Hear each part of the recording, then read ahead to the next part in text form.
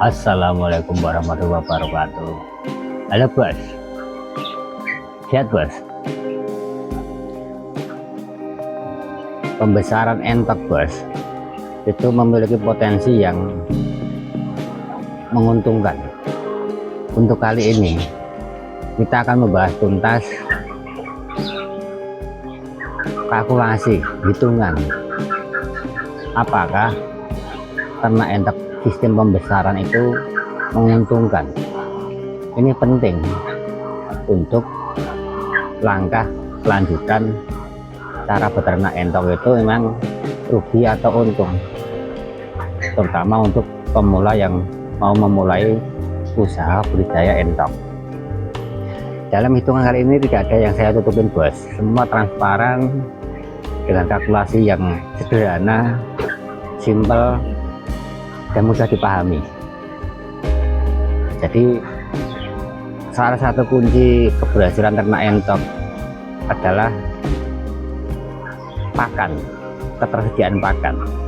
Jadi untuk sistem pembesaran hitungan yang saya sampaikan ini di luar konteks modal awal dari pembuatan kandang. Yang saya bahas hanya fokus untuk hitungan pakan, termasuk vitamin, bibit. Jadi di luar konteks sistem pembuatan kandang itu kan sistemnya kan tetap bos. Ini untuk yang saya hitung adalah untuk biaya produksinya yang diperlukan. Oke bos, hitungannya seperti ini bos. Kita beli bibit 100 ekor, per ekor harganya itu 10 ribuan. Kita nggak usah beli yang spek mahal kayak jumbo. Dengan harga 10.000 itu maksimal dapatnya Rambon atau Dragon atau mungkin kadang Supran. Jadi dengan penekanan bibit ini memang harganya lebih murah bos, tapi nggak apa-apa. Nah terus untuk rangsum pakannya yang kita gunakan itu meliputi dedak, ampas singkong, pur pabrikan, dan hijauan. Kalau hijauan gratis, kita nggak akan menghitungnya untuk harganya, tetapi kita akan memasukkan hijauan itu untuk melengkapi komposisi persentase pakan. Untuk bibit 100 ekor dengan harga 10.000 itu ketemunya 1 juta bos. Terus pakannya selama 1 bulan itu menggunakan pakan starter yang proteinnya di atas 20%, dengan harga pakan standar itu 9.000. Untuk pemakanan per ekornya usia 0 hari sampai 1 bulan itu menghabiskan 0,6 kg. Kalau dikalikan 100 ekor itu kurang lebih 60 kilo. 60 kalikan 9.000 sama dengan 540.000 rupiah selama 1 bulan untuk mencukupi 100 ekor anak entok. Pakan umur 1 sampai 5 bulan dengan pemakanan per ekornya itu kisaran 200 gram per ekor dikalikan 100 ekor itu ketemunya 100 kali 200 gram sama dengan 2000 gram atau kurang lebih 20 kilo setiap hari. Nah terus penghitungan rangsumnya seperti ini. Jadi komposisi rangsumnya untuk 20% dedak, 20% ampas singkong, 10% pur, sisanya 40% hijauan. Jadi kalau kita detailkan 30% dedak sama dengan 6 kilo. 6 dikalikan harga dedak dengan mencari spek yang paling rendah, yaitu per kilo 2.500. 6 kali 2.500 sama dengan 12.000 Ampas singkong 20% itu ketemunya 4 kilo. Per kilonya ampas singkong itu 1000. Jadi biayanya itu 4000.